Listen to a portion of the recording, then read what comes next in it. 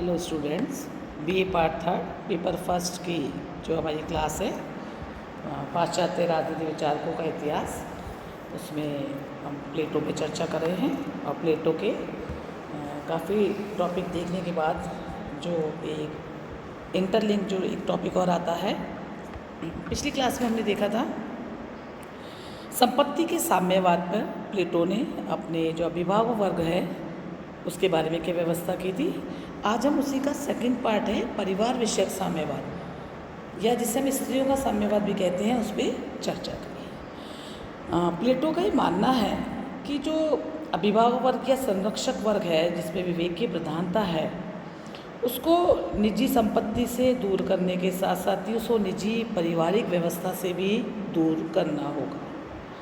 क्योंकि प्लेटो का इस संबंध में विचार है कि जो संरक्षक वर्ग है जिसमें विवेक की प्रधानता है, या जो शासक वर्ग है, वह कुशलतापूर्वक अपने कर्तव्यों का पालन तभी कर सकता है जब वो संपत्ति के साथ साथ परिवार के मुँह से भी वो मुक्त हो। और इस तरह से हम देखते हैं कि उसका जो ये परिवार के साम्यवाद का जो उसका जो विचार है, यह संपत्ति के साम्यवाद का ही विस्तार हमको यह परिणाम दिखाई देता है। और जब हम चर्चा करेंगे तो ये देखेंगे कि संपत्ति के साम्यवाद की अपेक्षा प्लेटो ने परिवार का जो साम्यवाद है उसको अधिक विस्तार से बताया है। स्वयं प्लेटो ने इस सिद्धांत को बताते हुए कहा है कि जो अभिभावक वर्ग है उसका उसमें चाहे वो स्त्री हो या पुरुष, दोनों में से कोई भी अपना निजी परिवार नहीं बनाएगा। इनकी पत्नियां भी सार्वजनिक रूप से होंगी और संतानें भी इसी प्रकार से होंगी। इससे न तो माता पिता अपने संतान को जान सकेंगे और न ही संतान माता पिता को। अपने इस सिद्धांत को समझाने के लिए वो कुछ बातें बताते हैं। पहली बात, वो प्लेटो कहते हैं कि वो अपनी इस योजना के पक्ष में पहली बात ये कह रहे हैं कि जो अभिभावक वर्ग है उसको पारिवारिक मोह से मुक्त करना होगा। क्यों? क्योंकि प्लेटो के लिए परिवार वो उसको एक ऐसी संस्था मानता है जो व्यक्ति के अंदर संकीर्ण मनोवृत्ति या स्वार्थपूर्ण भावना उत्पन्न करती है।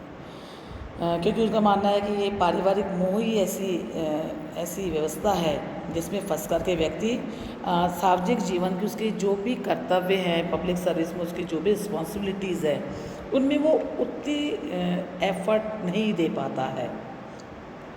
इसलिए परिवार की व्यवस्था का अंत अभिभावक वर्ग के लिए कर देना चाहिए। बाकी वर्गों के लिए वो परिवार को अवश्यंभावी मानता है, लेकिन संरक्षक वर्ग जिसमें विवेक की प्रधानता है उसके पास परिवार की व्यवस्था नहीं होनी चाहिए।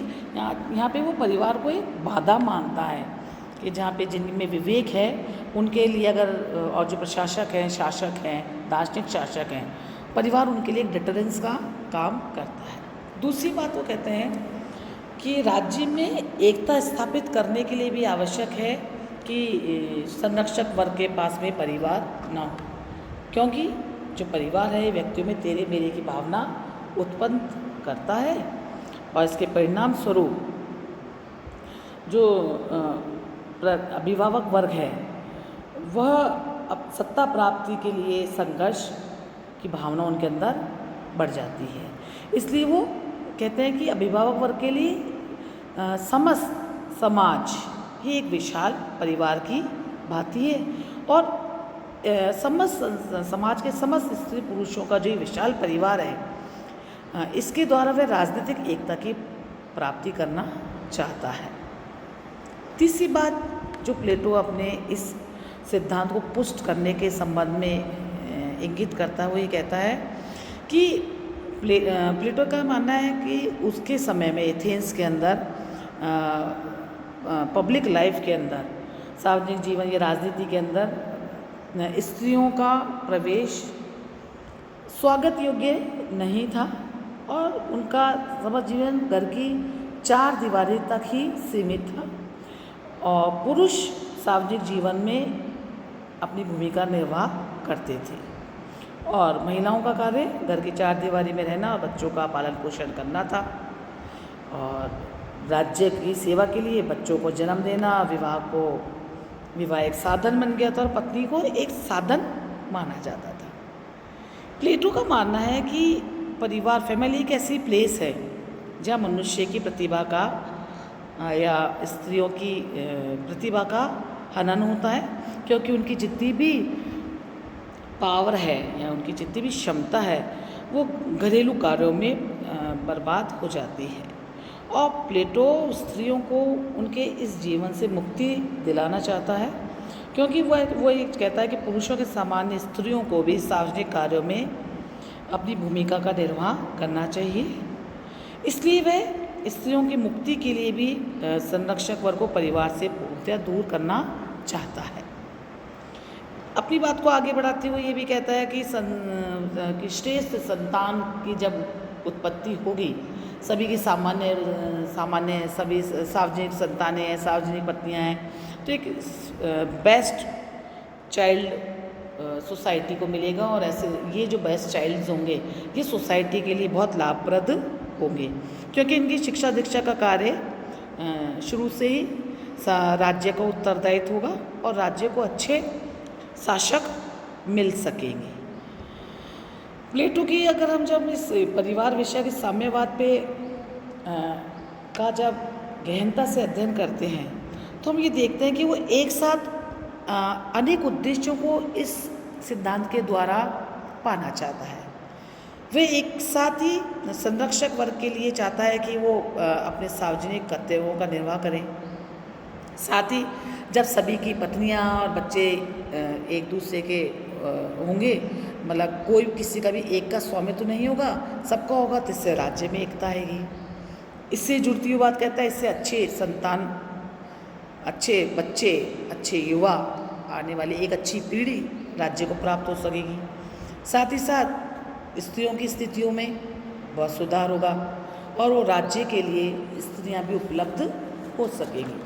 तो हम ये देखते हैं कि जो प्लेटो की जो ये परिवार की साम्यवाद की योजना है, सैद्धांतिक दृष्टि से हमें लगता है कि बहुत अच्छी है स्त्रियों के उद्धार के लिए, राज्य की एकता के लिए और अच्छी संतति के लिए ये योजना हमें लगती है। लेकिन अगर हम इसको व्यवहारिकता में देखें तो हमें इसमें थोड़ा संदेह दिखता है, क्योंकि इसमें कुछ एक सबसे बड़ी त्रुटि जो दिखाई देती है कि सोसाइटी के किन्हीं वर्गों को, जहाँ वो अपने बाकी वर्ग हैं जिनके अंदर वो शुद्धा या सास होगा, उनके लिए तो कहता है कि साम्यवाद और परिवार ठीक है, उनके लिए होना चाहिए।